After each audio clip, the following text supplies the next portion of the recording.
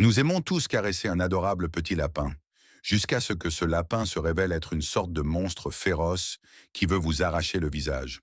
On ne sait jamais avec les animaux. Ils peuvent sembler amicaux, mais si vous les surprenez au mauvais moment, cela peut très mal tourner. Il existe cependant certains animaux qu'il ne faut jamais essayer de caresser, peu importe à quel point ils sont mignons. Des animaux les plus étranges aux chiens pas si amicaux, voici les 20 animaux les plus adorables qu'il ne faut jamais toucher. Numéro 20. L'ornithorynque.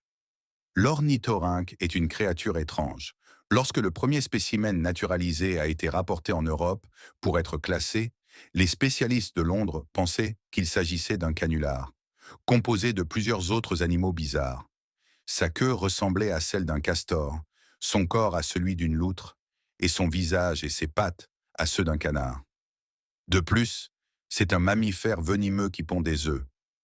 Toute personne ayant le malheur de se faire un ennemi d'un ornithorynque pourrait ressentir une douleur atroce en recevant une piqûre des éperons venimeux que les mâles portent sur leurs chevilles. Si jamais vous voyez cet adorable animal, ne vous avisez surtout pas de le toucher. Il mesure environ 50 centimètres, queue comprise, et pèse environ 1,4 kg. Cependant, les fossiles révèlent que les ornithorynques anciens mesuraient plus d'1 mètre de long. Ils vivent en Australie, où ils cohabitent avec d'autres espèces étranges près des points d'eau, vaquant à leurs occupations d'une manière tout à fait déroutante. Les Britanniques les appelaient taupe-canard, un nom plutôt logique. Ornithorynque vient du grec et signifie pied plat, ce qui est probablement la dernière caractéristique qui vous viendrait à l'esprit en voyant cette créature. Quoi qu'il en soit, malgré son venin, celui-ci pourrait un jour être utilisé pour guérir des maladies. Selon des chercheurs australiens, le venin d'ornithorynque contient une hormone qui pourrait être bénéfique en thérapie médicale. Le GLP-1, peptide 1 de type glucagon, est une hormone qui favorise la production d'insuline, réduisant ainsi le taux de glucose dans le sang. Les humains produisent également du GLP-1 et une forme modifiée est déjà utilisée pour traiter le diabète.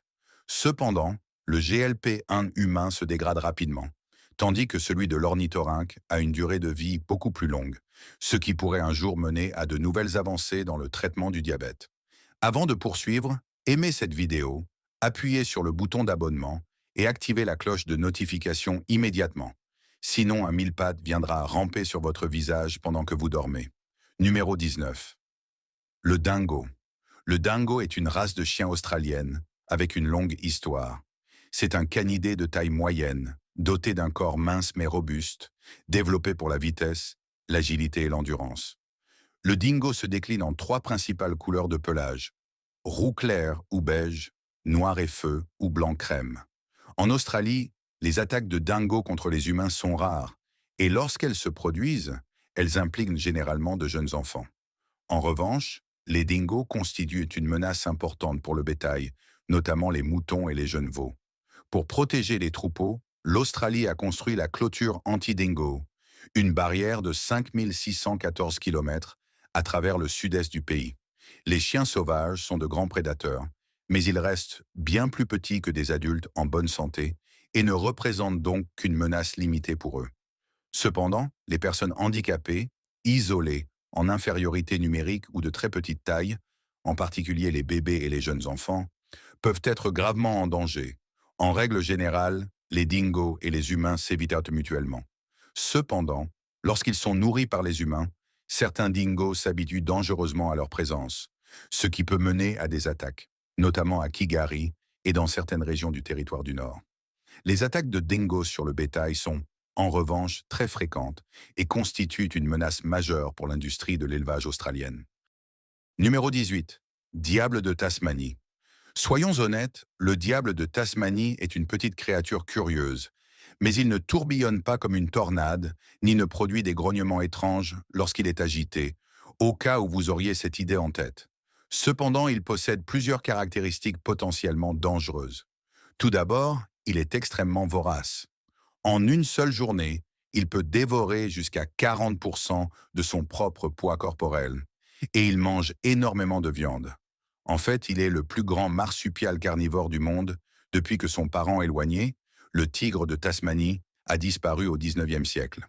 Son alimentation principale est constituée de charognes et il possède l'une des morsures les plus puissantes du monde par rapport à sa taille, lui permettant de broyer et de manger des os. Bien que les fossiles indiquent qu'il prospérait en Australie continentale jusqu'à environ 400 ans, on ne le trouve aujourd'hui que sur l'île australienne de Tasmanie, d'où son nom. Les diables de Tasmanie sont généralement inoffensifs pour les humains et préfèrent fuir plutôt que combattre. Cependant, s'ils prennent peur et referment leurs dents autour de vos jambes, attendez-vous à une force de morsure capable de briser des os. Numéro 17. Le monstre de Gila. Après un diable, il est temps de découvrir un véritable monstre. Le sud-ouest des États-Unis et l'État mexicain de Sonora abritent ces reptiles imposants. Ce sont de grands lézards lents qui peuvent atteindre jusqu'à 60 cm de long.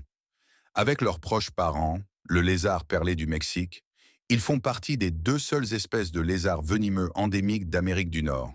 Ils sont généralement trop lents pour représenter une menace pour la plupart des humains, mais ils ont une réputation effrayante.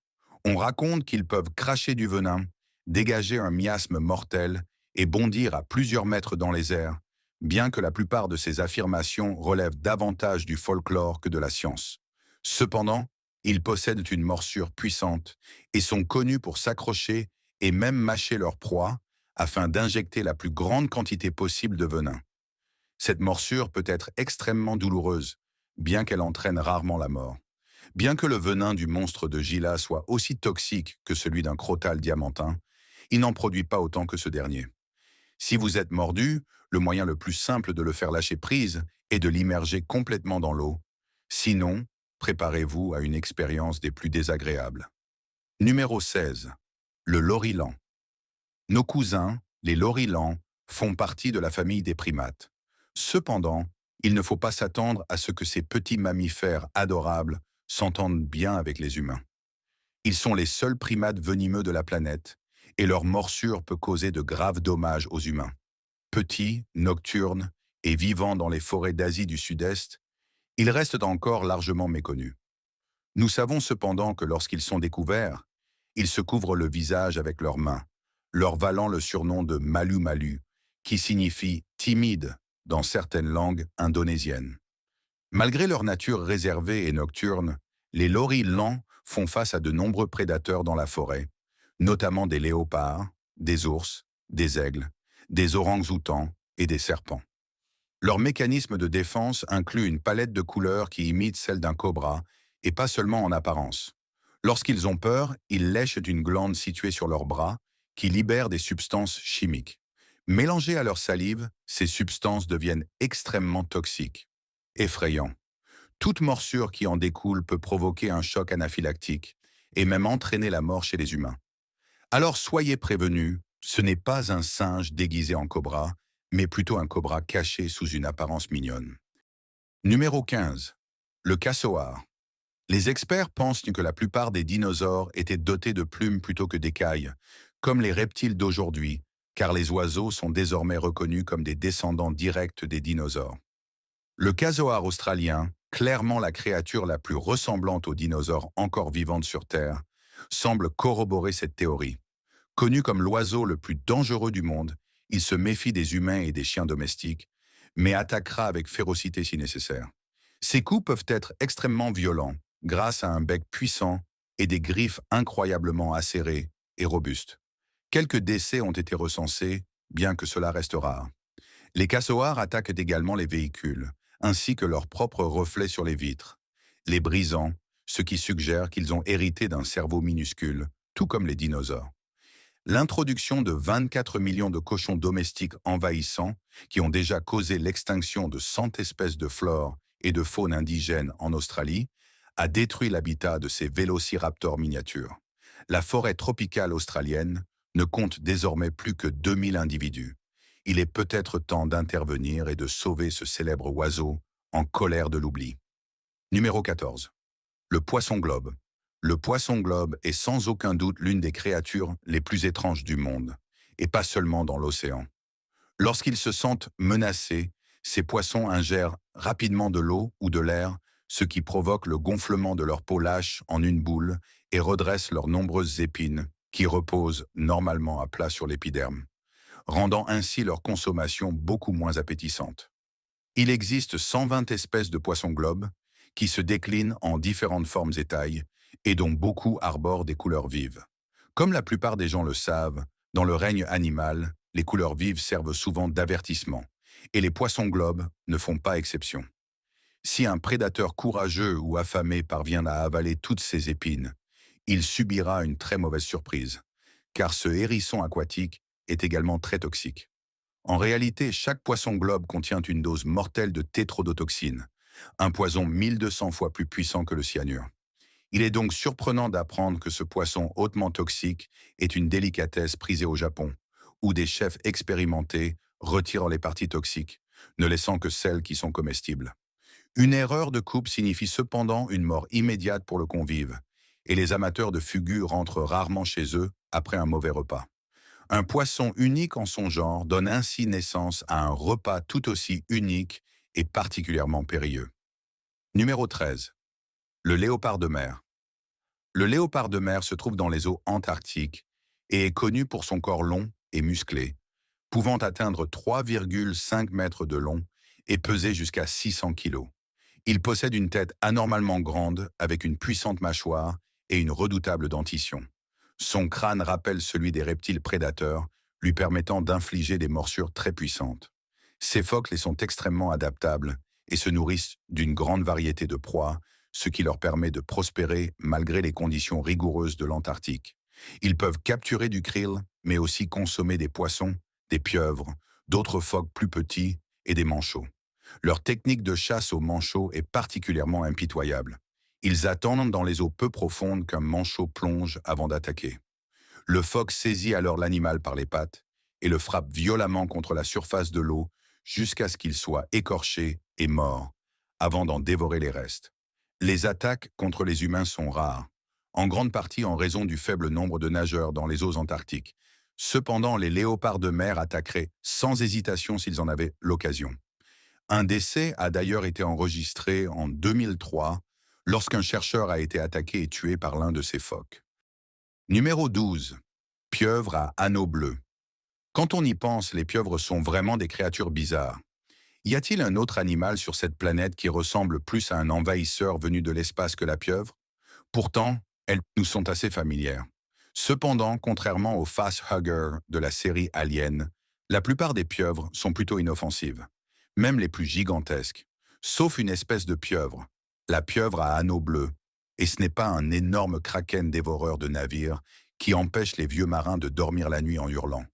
C'est une petite pieuvre bleue, mais c'est aussi la seule espèce venimeuse qui représente un véritable danger pour l'homme. Et c'est un véritable fléau, pour ne pas dire plus. Cette boule de neurotoxicité nageante a beau être de la taille d'une balle de golf, elle contient suffisamment de venin pour tuer 25 humains en une seule dose. Pour rendre les choses encore plus cruelles, elle vous injecte également un analgésique, ce qui fait que vous ne réalisez même pas que vous avez été piqué. Ces rejetons de Satan aux couleurs éclatantes sont également très agressifs et aiment attaquer. Et même si vous vous rendez compte que vous avez été mordu, il n'existe aucun antidote. Quelqu'un pourrait-il, s'il vous plaît, renvoyer ces créatures en enfer? Numéro 11. Kangourou.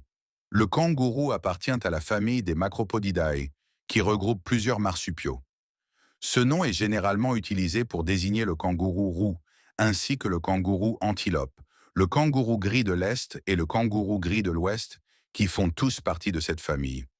Les kangourous vivent en Australie et en Nouvelle-Guinée. Selon le gouvernement australien, 42,8 millions de kangourous vivaient dans les régions de chasse commerciale en 2019, contre 53,2 millions en 2013. Pour les aborigènes d'Australie, le kangourou a longtemps été un animal précieux en raison de sa viande, de sa peau, de ses os et de ses tendons. Les peaux de kangourou étaient également utilisées à des fins ludiques.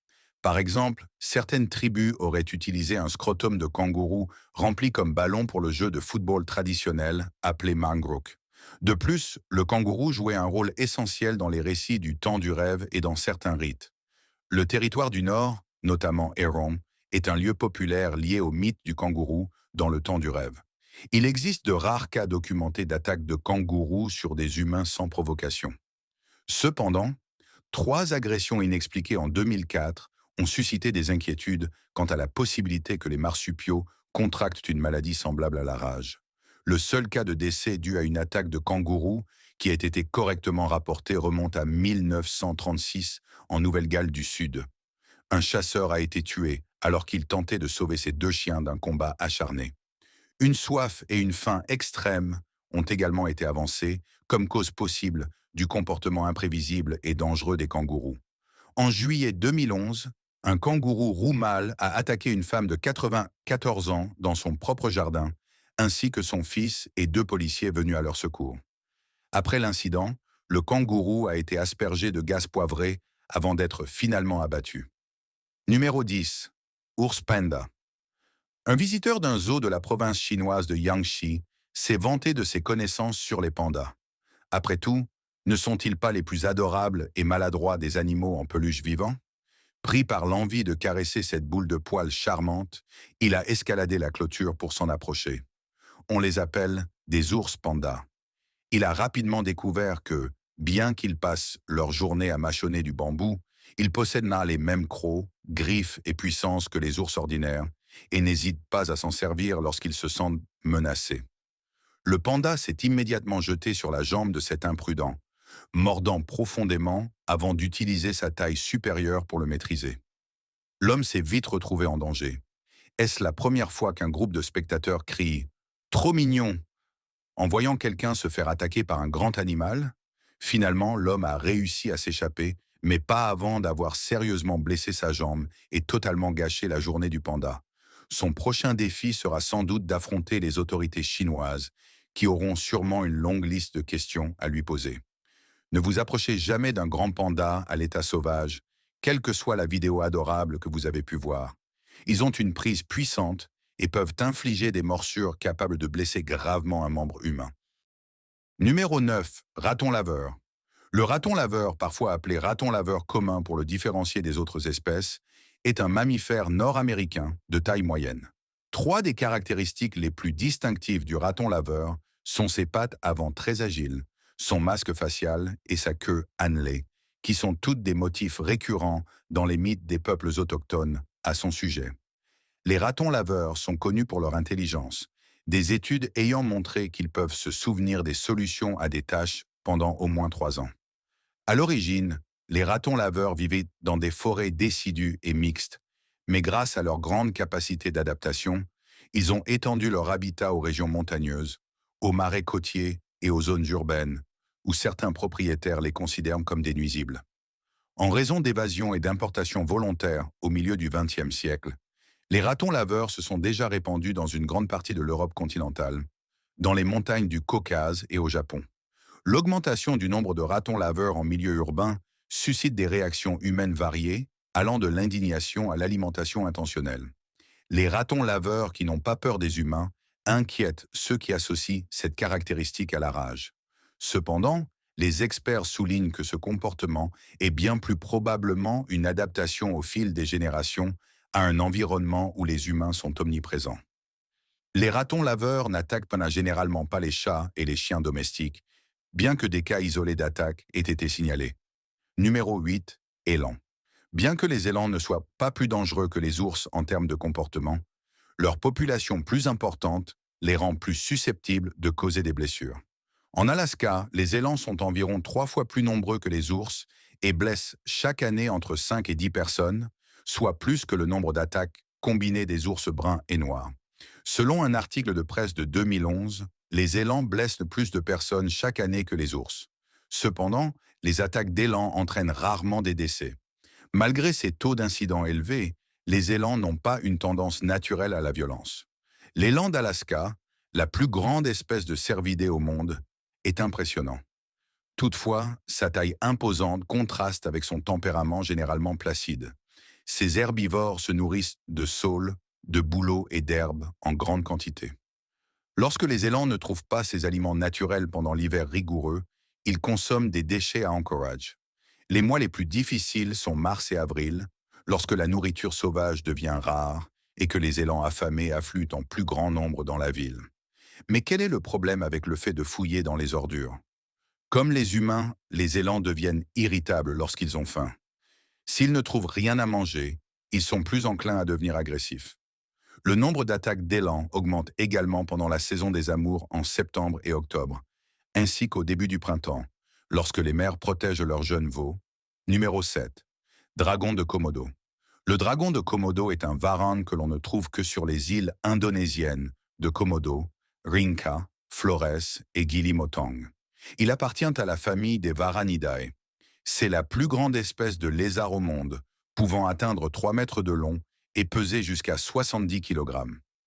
Les dragons de Komodo sont des prédateurs au sommet de la chaîne alimentaire et, en raison de leur taille, ils dominent les écosystèmes où ils vivent. Ils chassent une grande variété de proies, notamment des invertébrés, des oiseaux et des mammifères. Deux glandes situées dans leur mâchoire inférieure sécrètent plusieurs protéines toxiques, leur conférant une morsure venimeuse. Bien que la signification biologique de ces protéines soit débattue, il a été prouvé que ces glandes produisent un anticoagulant. Les dragons de Komodo ont un comportement de chasse collective unique parmi les reptiles. Ils se nourrissent principalement de charognes et de Javan russa, une malheureuse espèce de cerf qui partage une île avec ces véritables monstres. Les dragons de Komodo attaquent régulièrement les humains. Ils ont été découverts par les scientifiques occidentaux en 1910. En raison de leur taille impressionnante et de leur réputation redoutable, ils sont des attractions populaires dans les eaux. Cependant, leur habitat naturel s'est réduit en raison des activités humaines, et ils sont classés comme vulnérables sur la liste rouge de l'UICN. Les dragons de Komodo sont responsables de plusieurs décès humains, tant dans la nature qu'en captivité. Selon les archives du Parc national de Komodo, 24 attaques contre des humains ont été signalées entre 1974 et 2012, dont 5 mortels. La majorité des victimes étaient des habitants vivant à proximité du parc national. Numéro 16. Tamanoirs. Ils sont édentés, aveugles et sourds. Néanmoins, les tamanoirs peuvent être mortels. Une attaque horrible de tamanoirs dans le nord du Brésil a coûté la vie à un chasseur, seulement 2 ans après qu'un autre homme a été tué dans un incident similaire avec l'un de ces animaux à long nez, selon une récente étude de cas. Ces attaques devraient servir d'avertissement à toute personne s'aventurant dans l'habitat des tamanoirs. Selon les scientifiques qui ont publié leurs conclusions dans la revue Wilderness and Environmental Medicine, les tamanoirs géants, la plus grande des 4 espèces survivantes de tamanoirs, vivent dans des environnements de type savane en Amérique du Sud et en Amérique centrale. Ils peuvent atteindre jusqu'à 2 mètres de long une fois adultes. Ils possèdent 4 griffes acérées sur chaque membre antérieur qu'ils utilisent pour attaquer les fourmilières et les termitières, mais aussi pour infliger des blessures mortelles aux humains. En avril 2007, un tamanoir du zoo de Florencio Varela a attaqué et tué un gardien avec ses griffes avant. Ce tamanoir nommé Raman était connu pour son agressivité. Dans la mythologie et la culture des peuples autochtones du bassin amazonien, le tamanoir géant est un antagoniste maléfique du jaguar, mais aussi un personnage humoristique en raison de son long museau. Dans un conte Shipibo, un tamanoir défie un jaguar à un concours d'apnée sous la rivière, que le jaguar accepte. Après que les deux ont retiré leur pelage et se sont immergés, le tamanoir bondit hors de l'eau et vole la fourrure du jaguar, laissant ce dernier avec celle du tamanoir. Un quartier habité par des tamanoirs est un quartier dangereux. Il pourrait bien vous détrousser et vous voler votre manteau. Numéro 5. Hibou. Lorsqu'ils protègent leurs petits, leurs partenaires ou leur territoire, les hiboux de toutes sortes peuvent attaquer les humains. Les joggers et même les tigres sont souvent des cibles. Les victimes d'attaques de hiboux s'en sortent généralement sans blessures graves, et ces agressions sont rarement mortelles. En 2012, un grand-duc d'Amérique a attaqué un groupe de personnes en surgissant des cimes des arbres d'un parc de Seattle. Une attaque similaire s'est produite à Salem, dans l'Oregon, en 2015, lorsqu'un grand-duc a frappé à plusieurs reprises le crâne d'un jogger, le forçant à s'enfuir. Les grands-ducs d'Amérique sont des prédateurs redoutables, pouvant mesurer plus de 60 cm de long et posséder une envergure de plus de 2 mètres. On les trouve partout en Amérique et ils se nourrissent principalement de petits rongeurs et d'oiseaux, mais ils peuvent aussi s'attaquer à des proies plus grandes. Leur cerf a une force de préhension allant jusqu'à 500 PSI, ce qui est comparable à la morsure d'un grand chien de garde. Une telle puissance est suffisante pour défigurer, aveugler ou tuer. Lorsqu'ils affrontent de plus gros animaux, les grands-ducs, comme la plupart des hiboux, visent principalement le visage et la tête. Numéro 4. Dauphin. Ne vous laissez pas tromper par les images omniprésentes de dauphins souriants et de jeunes enfants riant aux éclats, que vous avez sans doute déjà vus.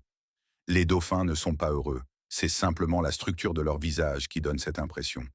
Les humains associent le sourire à la joie, au bien-être et au bonheur.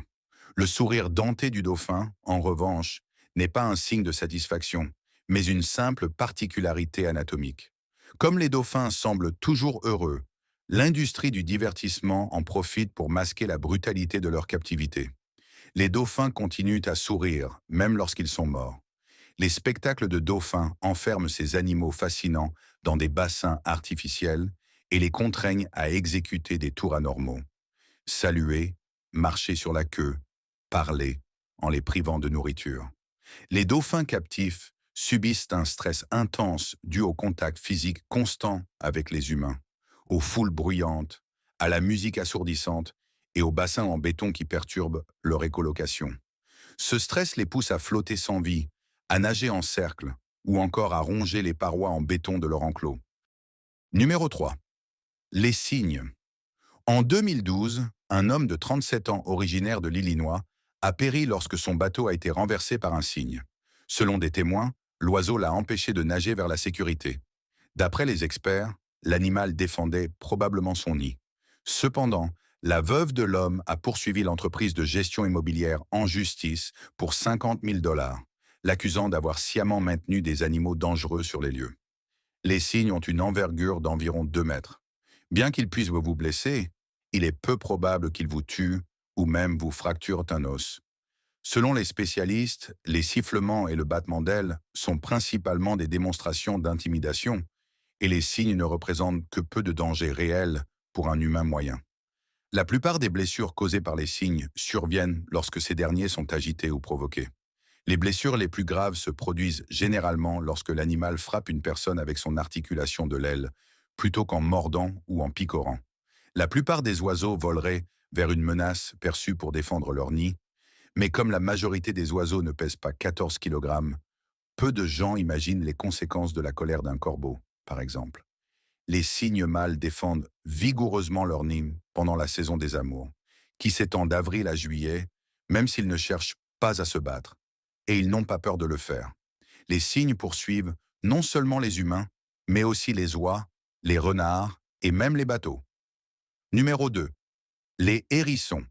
Les hérissons appartiennent à la sous-famille des Erinaceinae, de la famille des Erinaceidae.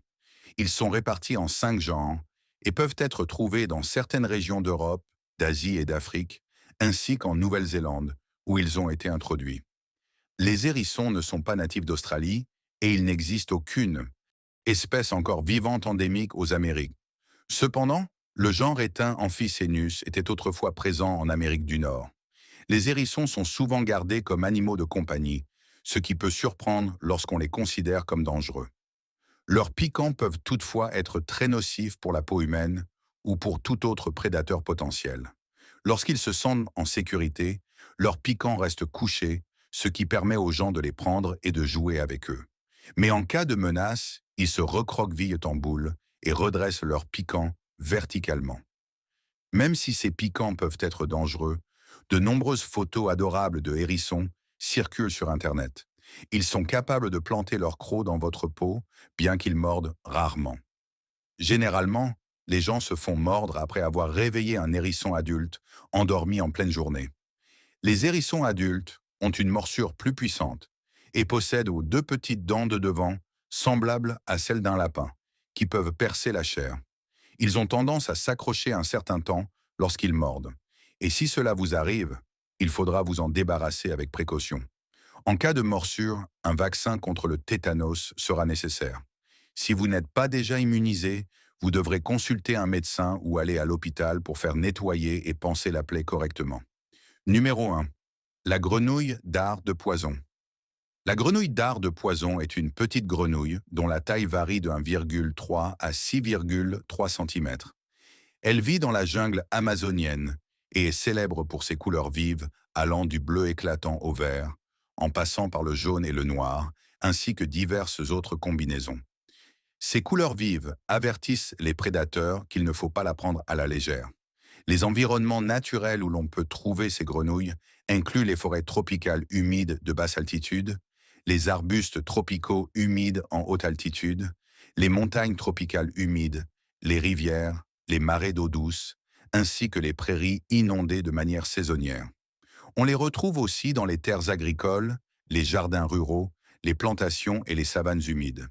Certaines espèces ont même été observées dans des forêts prémontagnardes et des zones rocheuses. Le nom de la grenouille dard de poison vient des tribus indigènes qui trempèrent leurs flèches dans le venin de l'animal pour les enrober de poison. Lorsqu'une flèche était tirée sur un ennemi, elle ne se contentait pas de perforer la chair, elle introduisait également l'un des poisons les plus mortels de la jungle. Les toxines de ces grenouilles sont si puissantes que la variété la plus dangereuse, la grenouille dorée, Phyllobates terribilis, pourrait tuer jusqu'à 20 hommes adultes.